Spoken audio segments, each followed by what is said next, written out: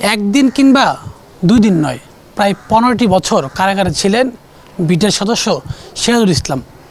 কারাগারে কেমন কাটছে তার জীবন তা জানাতে সঙ্গে আছি আমি আতিক রহমান। প্রথমে জানতে চাইব কেমন ছিলেন তিনি। আসসালামু আলাইকুম। ওয়ালাইকুম আসসালাম। আসসালামু আলাইকুম।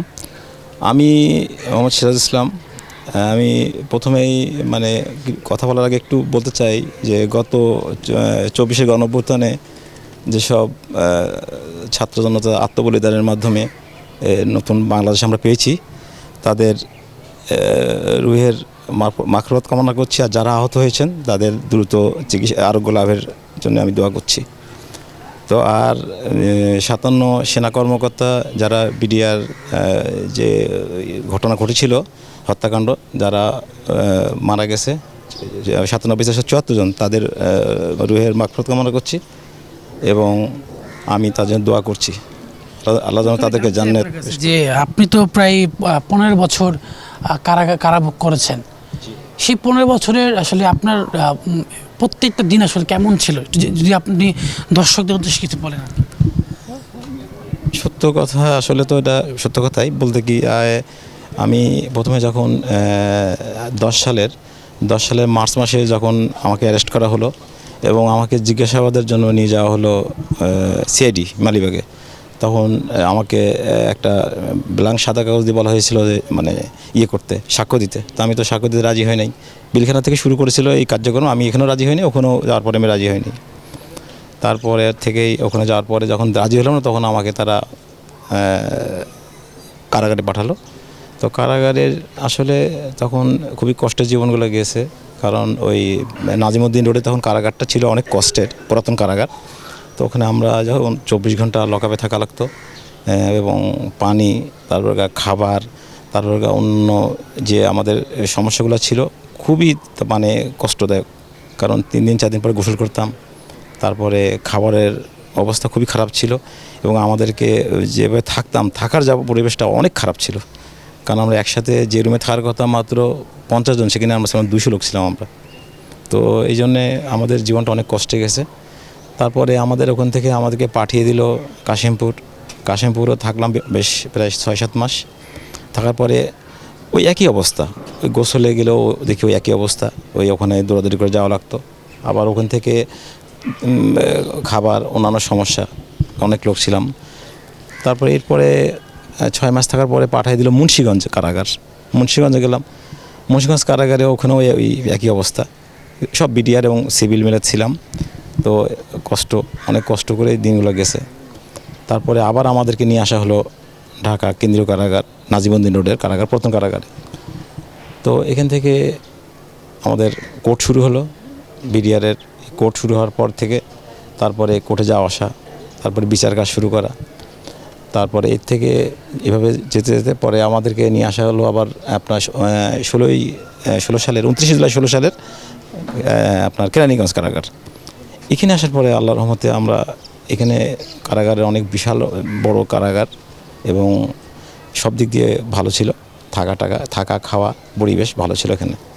ওইখানে ছিলাম এবং আমি যখন বেরিয়ে 23 তারিখে যখন বেরোলাম, 23শে জানুয়ারি, এই পর্যন্ত এখানে ভালোই ছিলাম ইনশাল্লাহ, অনেক ভালো ছিলাম এই জায়গায়। কোনো অন্যায়ের সাথে সংযুক্ত ছিলাম না, কারণ যেহেতু আমি চাকরি করেছি প্রায় 27 বছর। তো যেহেতু আমি বিডিআরের যে নিয়মকানুন, যে ডিসিপ্লিন আমি ভালো জানতাম, তো এখানে তো কোনো প্রশ্নই আসে না যে কোনো অন্যায় করার। কারণ সেনা অফিসাররা তো খুবই, তারা আন্তরিকতা ছিল তাদের সাথে, ভালো ছিলাম এই জায়গায়। কিন্তু এরকম একটা অনাকাঙ্ক্ষিত ঘটনা যে ঘটবে তা কোনো কল্পনা করিনি। তারপরে তো ঘটার পরে তো আমি এই অবস্থায় পিলখানায় থেকে ওরা চেষ্টা করছিল সাক্ষী দেওয়ার জন্যে, বারংবার আমাকে বলেছে সাক্ষী দাও। এটা কি 9 সালে কিন্তু কোনো সমস্যা হয়নি, 9 সালে কিন্তু ঘটনা। আমাকে 10 সালে নিয়ে আসার পরে কিন্তু সাক্ষীর জন্য চাপ দেয়। তো আমি বলছি না, আমি যেহেতু দেখি নাই, সেহেতু সাক্ষী তো প্রশ্নই আসে না কোনো। তো ওরা বলছে না দিলে যাওয়া লাগবে, জেলে যাওয়া লাগবে। লাস্টে আমি বলছি জেলে যাবো, যেহেতু আমার মা অসুস্থ ছিলেন, উনি চোখে দেখতেন না। উনি আমাকে বললেন যে বাবা যাই করো কিন্তু সাক্ষী দিও না, কারণ তাদেরও মা বাবার সন্তান আছে। তারপরে আমি শেষ পর্যন্ত মার আদেশে আমি সাক্ষী দিই নাই। তো আমাকে সিআইডিতে নিল। সিআইডি তো আমি একই কথা বলছি, আমি সাক্ষী দিই নাই। কিন্তু আর কি ঘটনা ঘটছে না ঘটছে আমি কিছুই জানি না, কিন্তু শুধু আমাকে বলতে সাক্ষী দাও, আমি কী বলবো বা কী করব সেটা ওনারা সব লিখে দেবে, আমি সই করবো, ব্ল্যাঙ্ক কাগজে সই করতে হবে আমাকে। তো এইভাবে করে কিন্তু ওরা তো আমাকে চাপের মুখে রাখছিল। তো আমি শেষ পর্যন্ত সাক্ষী দিই নাই। এরকম করতে করতে যখন 10 সালের মার্চ মাসের 10 তারিখ ঘটনা ঘটলো, 9 সালের 25-26 ফেব্রুয়ারি আমাকে নিয়ে, আমি এর মধ্যে আমার পরীক্ষা নিরীক্ষা বিভিন্ন ইনভেস্টিগেশন সব কিছুই কিন্তু কোনো সমস্যা হয়নি, ভালো ছিলাম। কিন্তু 10 সালের জানুয়ারি মাসে ফেব্রুয়ারি মাসে আসার পর থেকে শুরু হলো সাক্ষীর কথা। এই সাক্ষী দিতে এসেই মানে আমার শেষ পর্যন্ত জেলে যাওয়া লাগলো, এবং জেলে গেলাম। জেলে যাওয়ার পর থেকে তারপরে আমার এর ভিতরে দীর্ঘদিন জেলের কষ্ট জীবন। আসলে শারীরিকভাবে আমি ডাক্তার দেখাচ্ছি, বিভিন্ন চোখে সমস্যা, শারীরিক সমস্যা দেখা দিচ্ছে। ওখানে জেলখানায় দেখা দিয়েছিল, কিন্তু ওখান থেকে তো বাইরে বের হওয়ার অনেক ফর্মালিটি, অনেক কষ্ট। যারা জেলে গেছে বা ছিল তারা অনেকে জানেন যে ওখান থেকে চিকিৎসার জন্য কোনো রকম সুবিধা তেমন একটা নেই, আর যদিও থাকে তাও অনেক কষ্ট করে যেতে হয়। তো এখন বাইরে এসে আমি যে সমস্যাগুলো হচ্ছে এগুলো আমি ডাক্তার চেক আপ করাচ্ছি, দেখাচ্ছি, এবং চেষ্টা করতেছি সুস্থতাভাবে আবার বেঁচে থাকার জন্য আপনার চেষ্টা করছি আর কি। এটা আমরা এই জেলখানা থেকে আমরা প্রায় 178 জন মতো মুক্তি পেয়েছি। তো আরও লোক আছে, তারাও যেন মুক্তি পায়, এটা আমার প্রত্যাশা। আর এই বাকি যারা এর উপরে বাকি যারা রয়েছে তাদেরকে যেন পর্যায়ক্রমে যেন জামিন দেওয়া হয়, এটা আমি অনুরোধ করবো সরকারের কাছে। আর আমাদের যারা আমরা বেরোইছি, আমরা নতুন জীবন আমরা পেলাম, এটা প্রথমে আল্লাহর কাছে শুকরিয়া আদায় করছি, এবং সবার দোয়া আমরা কামনা করছি যে যাদের আন্তরিক সহযোগিতা এবং আল্লাহর মেহেরবানিতে আমরা বেরোতে পেরে নতুন জীবন পেয়েছি।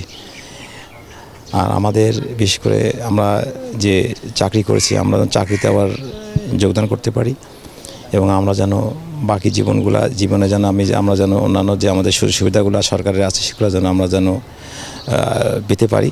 সেজন্য আমি বর্তমান অন্তর্বর্তীকালীন সরকারের কাছে অনুরোধ করব, ওনারা যেন আমাদেরকে এই ব্যাপারে আন্তরিকভাবে তারা যেন আমাদেরকে সহযোগিতা করে, এবং আমরা যেন নতুন জীবন নিয়ে আমরা যেন ছেলে মেয়ে সন্তানকে নিয়ে যেন আমরা ভালোভাবে থাকতে পারি, চলতে পারি।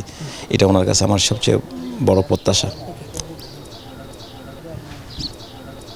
দর্শক, এতক্ষণ শোনাচ্ছিলাম একজন বিডিআর সদস্যের গল্প। 15 বছরের জঞ্জাল ভেঙে আগামী দিনে আর দুঃখ চান না, এবার চান পরিবারকে নিয়ে শান্তিতে কাটাতে। এমনটাই প্রত্যাশা সিরাজুলের।